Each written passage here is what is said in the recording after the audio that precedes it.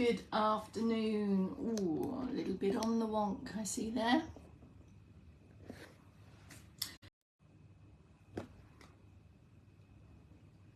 That's the movement snacking alarm. I've got a new routine on the alarm. So I generally set the alarm 30 minutes before the movement snack. But what then started to happen is the alarm would go off and I would go, yeah, I've heard that, it's 30 minutes to go. So I'd turn the alarm off and then I'd get into something and then I'd look at the time and it was like almost 4 o'clock. So there's a new routine. The alarm goes off, but I don't turn it off. I keep putting it on snooze. So I just swipe it up, carry on what I'm doing. It's a bit like waking up in the morning, you know, when you give yourself a snooze.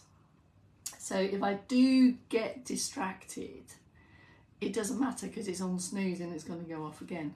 But then, of course, I forget to turn it off, so it continues to go between the movements. Oh dear, it's a routine change, and there's a plus and a minus for all of these routine changes. My goodness, that's the first cup of tea I've had, I think, since this morning when I spoke to you last. No, noon. Ah, finally. Oh, it's such a relief when you start arriving. Just talking to myself. It's exhausting and it can't be good for my mental health. All right, Chris, Jenny, windy Devon. Everywhere's windy. It's still. I'm gonna do the gag again, Chris. It's more blowy out there than the 3 bean salad. I know it's raining as well. All raining all day. Same here. All right, Doris. Thank you for the waves. But can you believe it? I don't know what it is. I don't know what it is with us and Plainage. Can you hear it? I'm going to open the window because I'm a bit hot as well.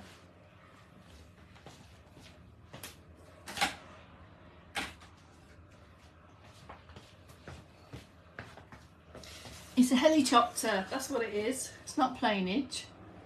It's chopterage. What a day. I don't know where the days go.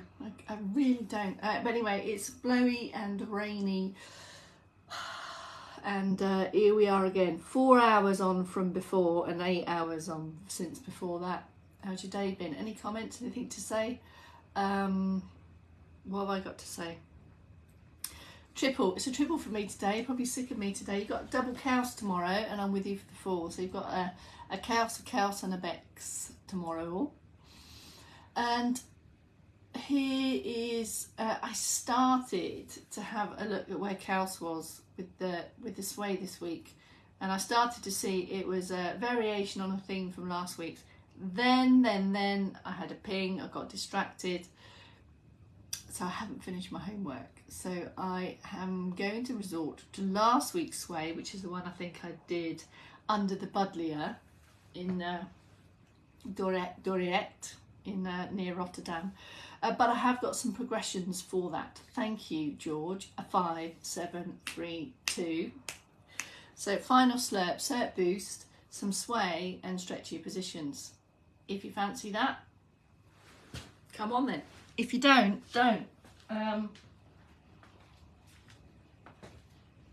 Catch up when you fancy. Pick the ones you like the look of. Leave out the ones you don't like the look of. And hello, Bolton. Very humid. It is a bit humid, Jenny, I agree. I made the wrong clothing decision because I haven't got a t-shirt on under this, so I'm stuck with it. Good afternoon. Thanks for the waves, Vivian. Circulation boosting setup. You know what to do. First point of call, if you're in stand, do you require, or is it helpful to have a bit of external support to put your fingertips on, round about hip height, or a wall or a door frame, something fixed and firm. Then check out the base of support where your foot ends are, feet are under the hips for your bestest balance position in order to start the steady march. Of course, when I say it's the the best balanced position. That's for this activity. So the base of support position will change depending on the activity. My BDI has just spotted a wire hazard. Wait. There we go. Full risk assessment has taken place. Okay then. That went well, didn't it? That full risk assessment escalated other hazards. Where was I? Circulation boosting. Check your area is clear of hazards and work pieces of paper and staplers. And then start to add in the other part. So that's the key prompts, all right? External support, use it if you know that's helpful. Keep the gap between the feet, that's going to be help with balance. Extra and lift it and extend, that too will help with balance and breathing and movement of the arms and shoulders. Keep it steady and rhythmical. Oh, I've got noisy feet, got air pockets in me feet, sorry.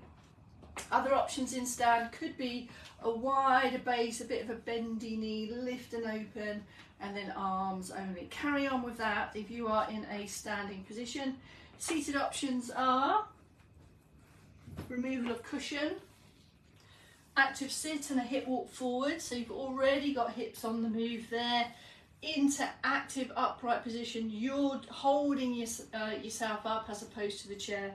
And then the steady arm march in sit is exactly the same as it is in stand, being more mindful of what's happening around the pelvis, maintaining that lifted position and including the legs if that works for you. Bendy bits around the feet, go for the low lift.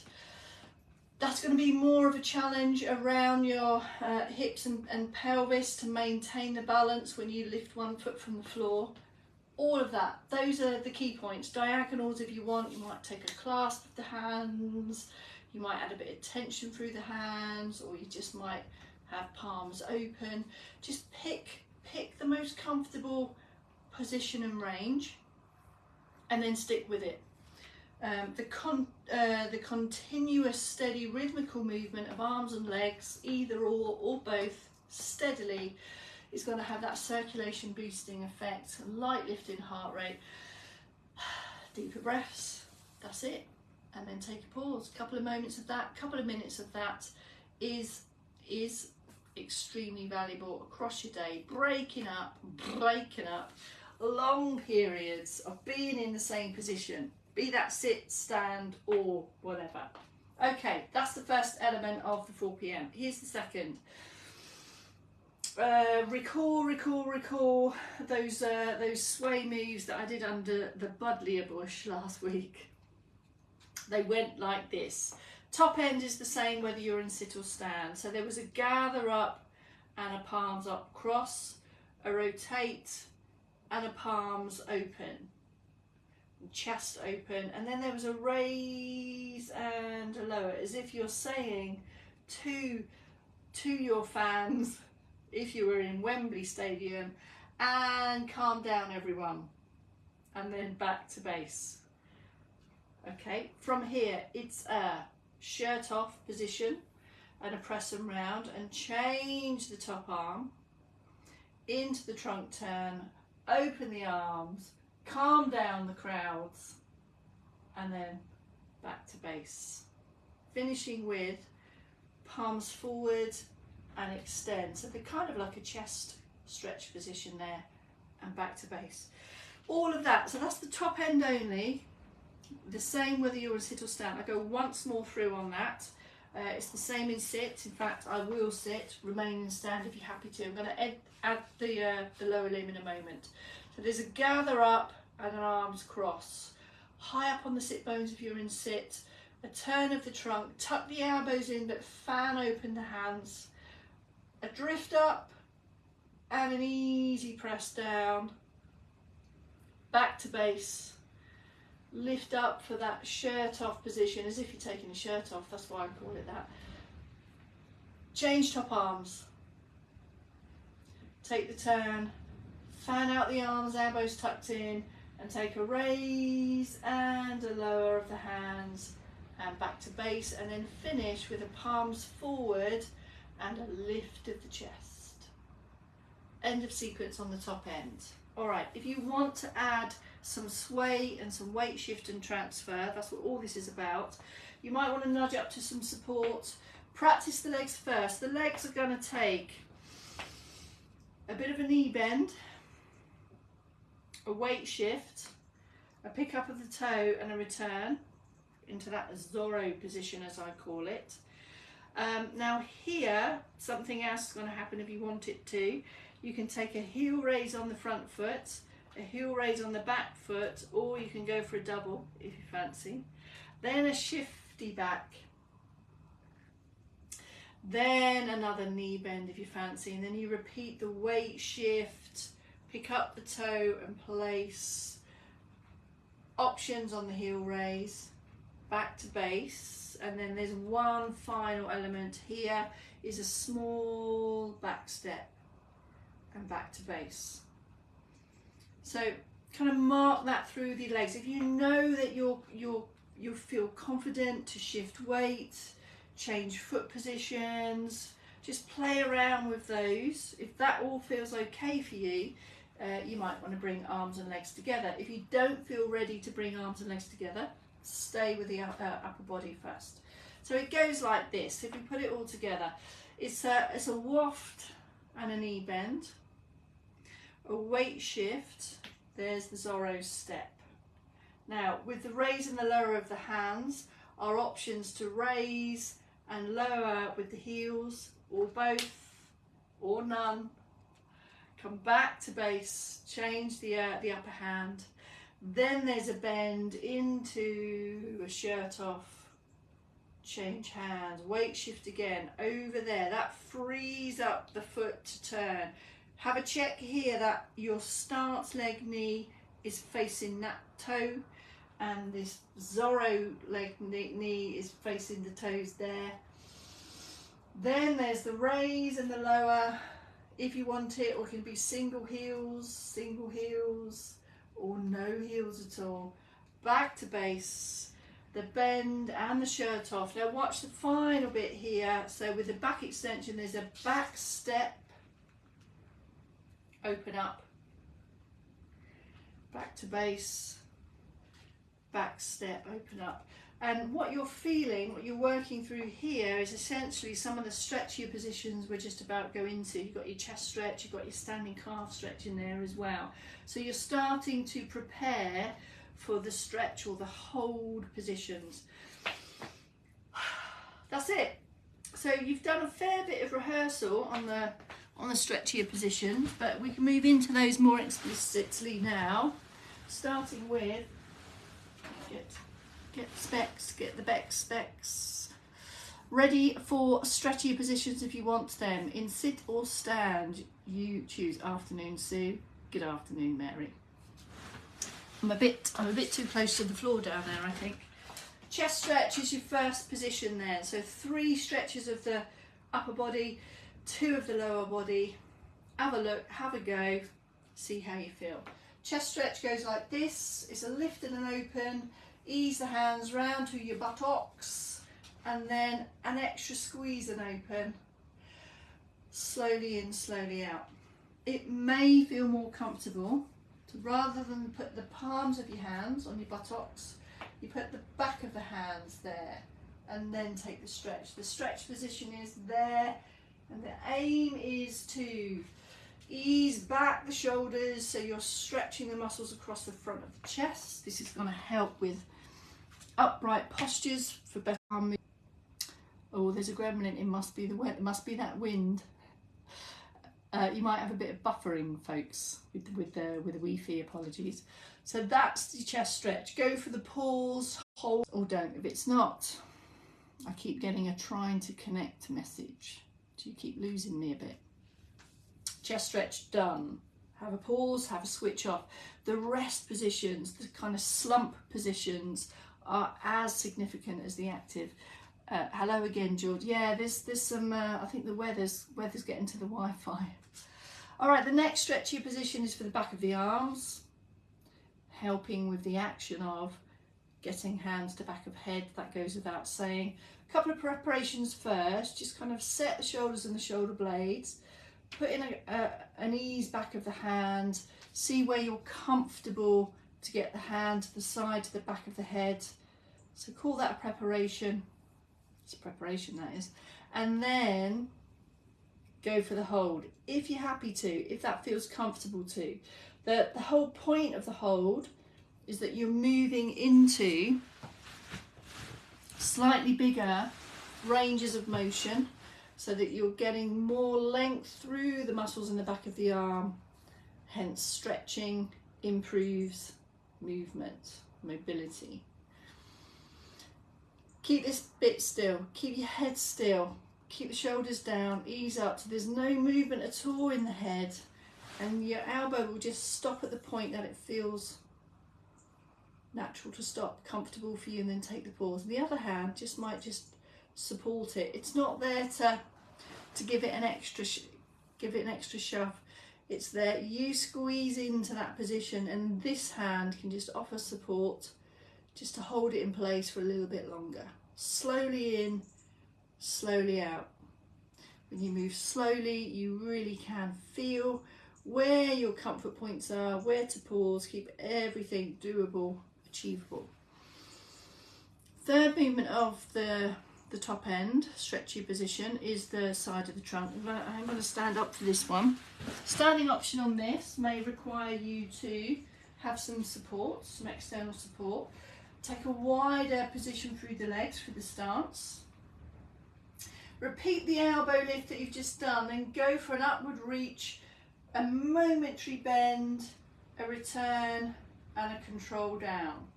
Now, if this hand on the support is what you need, that's where it stays. If you don't need that, then it could assist easing up, and it might be comfortable to give it some support on the way down. If you've opted for the sit option on this, it's exactly the same. Elbow raise, turn the palm in towards your head, go for the reach, reach, reach, then a bend and a return. Now, if that's not comfortable, if you don't feel comfortable to get your shoulders and arms in those higher positions, that's all right. You don't have to. You could better support the arms, shoulders here. So you just go part the way and then have a bend and a return. So linking the arms together or supporting the arms might help you feel that you have more control over that range of motion because you've joined the arms together. You don't even have to move the arms at all. You just go for a lift and a shift and back to base. So you're drawing in your tummy muscles, easing the rib cage away from the hips, and you're feeling that stretch down the side, the front of the trunk. The other option could be the long way up. Just ease that up. And have an upward reach and a down. The key thing is, if you're not comfortable in those bigger ranges of motion, don't go there. Just pick the ranges that are good for you, and you build on the frequency of practicing and rehearsing those over time. That's the three key moves at the top end: the chest stretch, the back of arm, and then the upper side. 2 for the legs now if you fancy. I'm going to take a sideways position so you can better see. So from a seated position, ideally in a chair of knee height, keep the lift, go for the straight leg position, but take control of the knee. This is significant. Don't just let it kind of hang with gravity doing its thing. Take control of the knee for comfort, just a little bit. Relax the foot, lift, and then just hinge your way forwards until you start to feel the sensation of stretch in the thighs here. Keep everything supported, hands or elbows on the leg. Keep the gaze neutral. There's no requirement to lift up the chin or look ahead. Slowly back to base, step in, have a switch off. The rest positions are as significant as the active ones, so you're moving in and out of active sit positions. Is the other leg. Relax the foot, bend the knee a fraction for comfort, upwards and hinge. Consider your trunk a drawbridge here. and you're feeling that stretch sensation round the back of the thighs. I'll change my leg here, round about there, back of the knee, right into the bone of your buttocks, your sit bone. And it goes without saying that improving flexibility of these muscles is going to help with your functional reach down to lower levels, getting down to your feet. It's also going to help with more confident stride length. Last stretch position up for the calf muscles here. I'll show you the seated option and then the standing option. Have a look, decide which one you fancy. Straight leg position again. Always just take control of the knee for comfort. It can become uncomfortable. The leg is long, gravity's coming down here, and the knee isn't designed to bend that way. So just put it on a bit of an active support there. But the main area of stretch here is coming from the foot. So as the foot comes back, press forwards, and you're going to feel the stretch sensation now at the back of the lower leg, your calf muscles. And you'll also feel the shin muscles working. So there's double benefits here at least. So you're activating your shin muscles. These are the ones that pick up the feet as you walk. And as you do that, you're stretching the calf muscles, the ones that you need to push off to stride. In seated positions also, any activity that involves the feet, putting on shoes, socks, cutting your toenails, all those kinds of things are going to require this mobility. Things will be easier if your feet move. Final stretch position, that calf stretch again in stand. Standing position gives you the added benefit of the stretch around the front of the hip. Ooh, a little bit out of shot here. So you might need some support if that helps, because that backward step might bring you into a feeling of balance challenge. Don't want a balance challenge here, so do check that your feet are hip width apart. Have your hand on table or wall to the side, and then changing sides. Key points here. Before you start, check that both feet are facing forwards with your knees and your hips and your chest. Take a step back with control, lower the heel down, press the heel into the floor, lengthen up the front here, and then you've got the stretch here in the front of the hip and the back of the lower leg. So you're controlling all of those points, picking the heel off, back to base. To do the other leg, practice a 90-degree turn towards the support, practice a 90-degree turn all the way back round, ball of foot, run out of camera space, lower down, there. If you don't feel you need the external support as that extra assist for balance, do all of that without, and then you can start to combine the lower limb stretches with the top. If that works for you. All of that, and all of that. So these are all variations on a theme for you to feel your way around, progress over time. That's it. That's 4 p.m. stretch and sway. Wonky knees. I was given a card once from a group of individuals that attended a group that I led, and they referred grotty knees. Thank you for supporting our grotty knees, was the words in that. Just had a memory of that now.